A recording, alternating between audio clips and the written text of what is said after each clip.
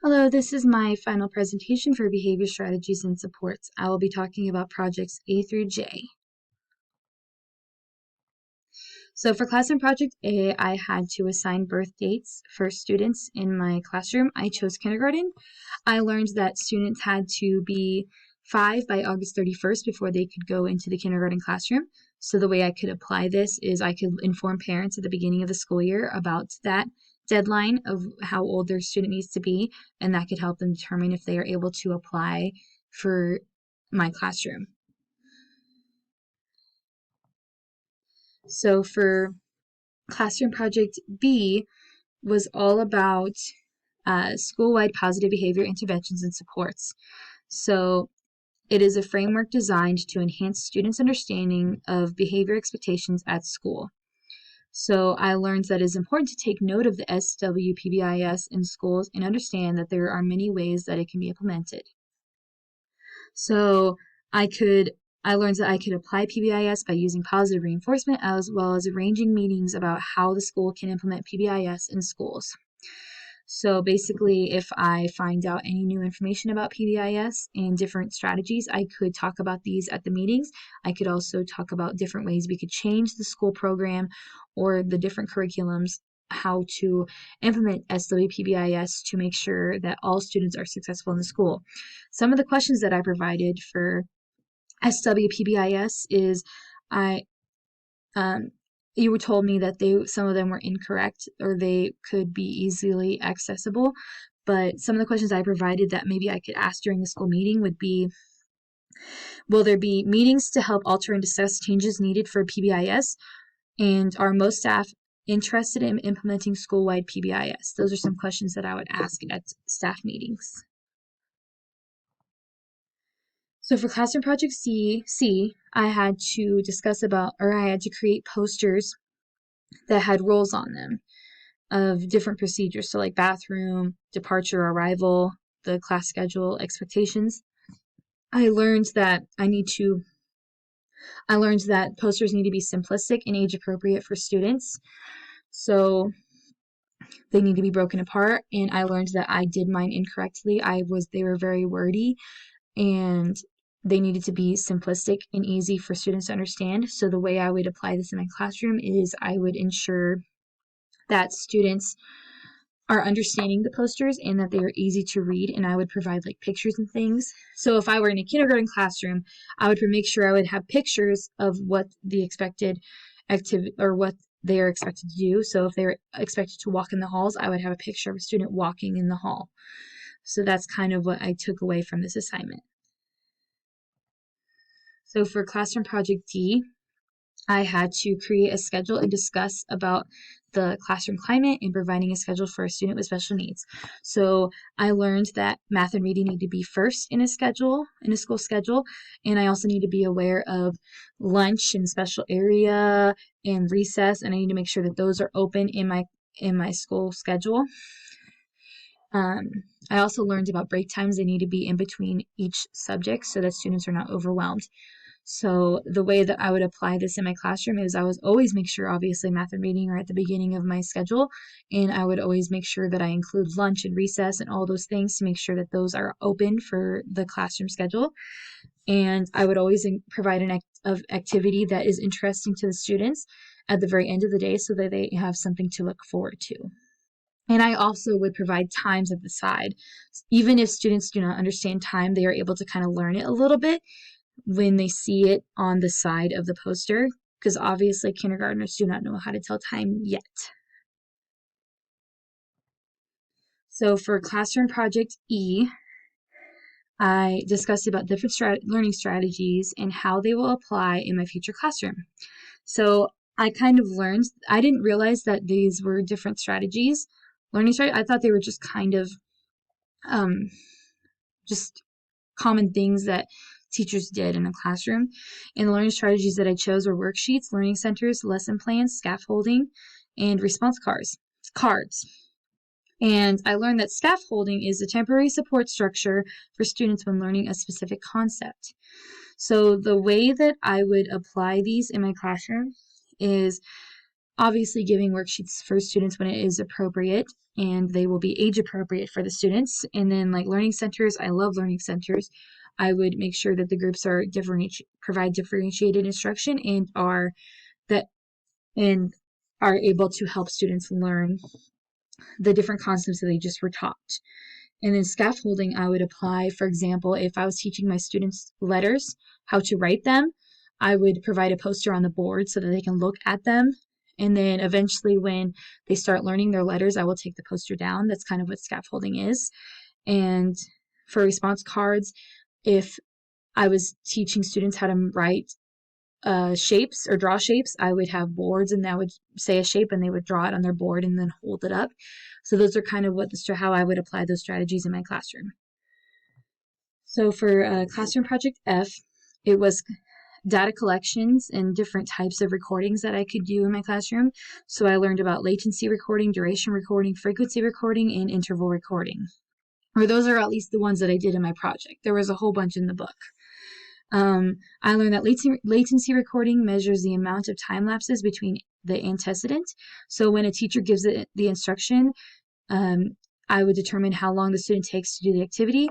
Duration recording is collecting information on the length of a specific behavior by noting the time the behavior begins and ends. So if a student is off task during an assignment, I would record how long they are off task. Frequency recording is counting how many times a behavior occurs during a designated period of time. It is used for behaviors that last for more than a few seconds. Interval recording is observing whether a behavior occurs or does not occur during a specified time period. Once the length of the observation session is identified, the time of is broken down into smaller intervals that are equal length. So ways that I would apply this in my classroom is if I have a student who is off task all the time.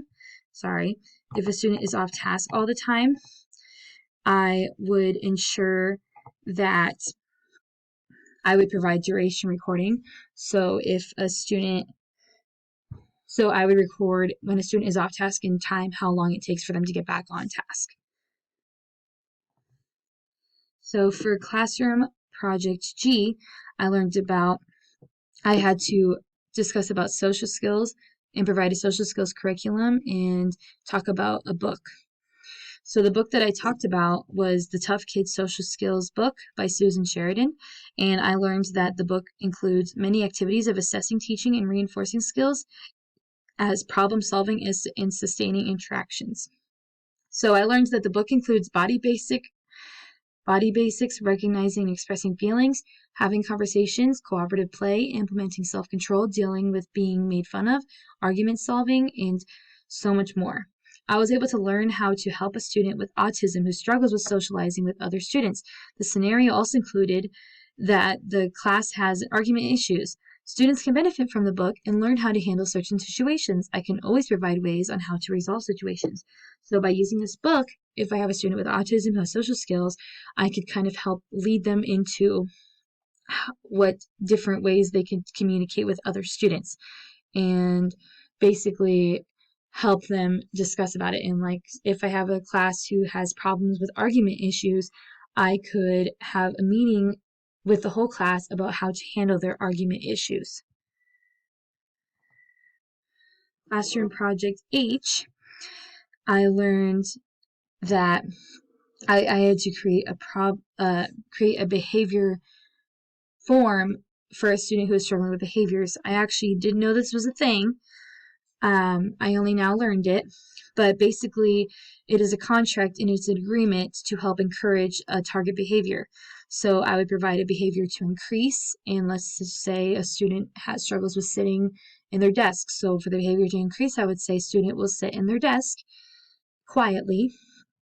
And then the reinforcer would be something that they enjoy. So if a student could sit in their desk, they could get a hat for the next day.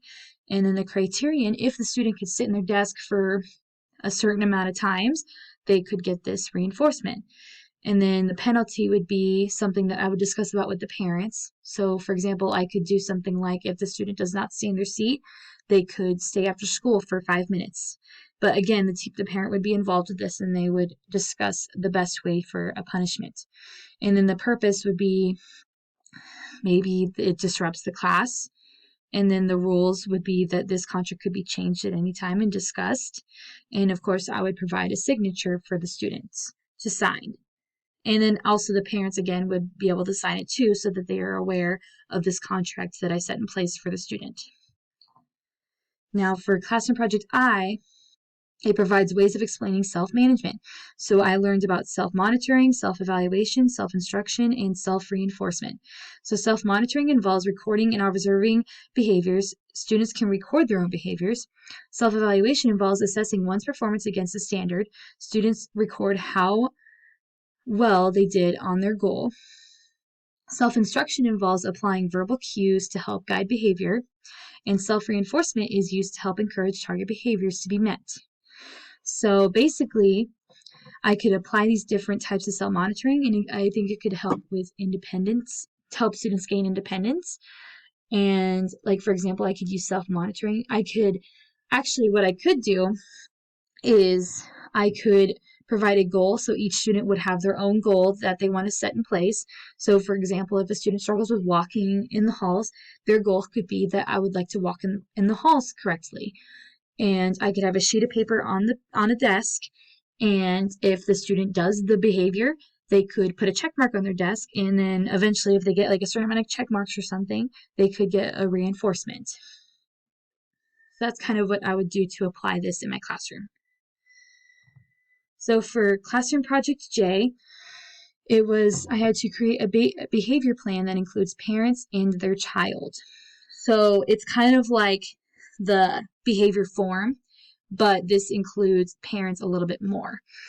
And I had to include, I had to provide a preventative strategy.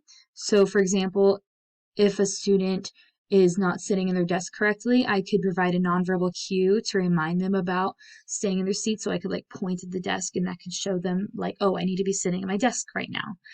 And then I could also provide encouragement of appropriate behavior. So I could praise other children who are displaying the behavior.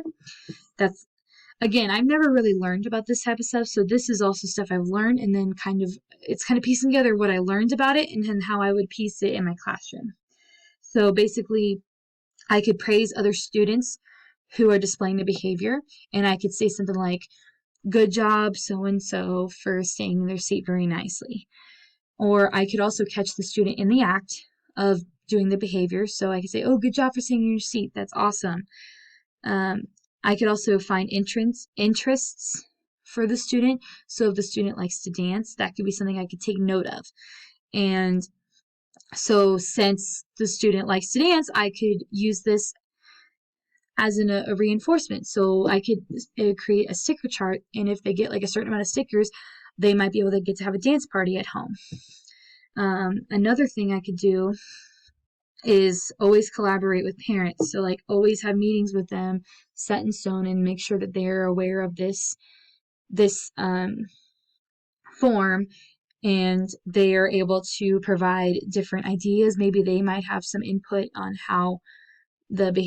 what best works at home for the student, and getting them involved could help them, help the student succeed in the classroom. So that's kind of what I got taken away from this. Overall, I learned a lot from all of these projects, and I feel like they were very beneficial to help me succeed in my future classroom, and also my students in my future classroom.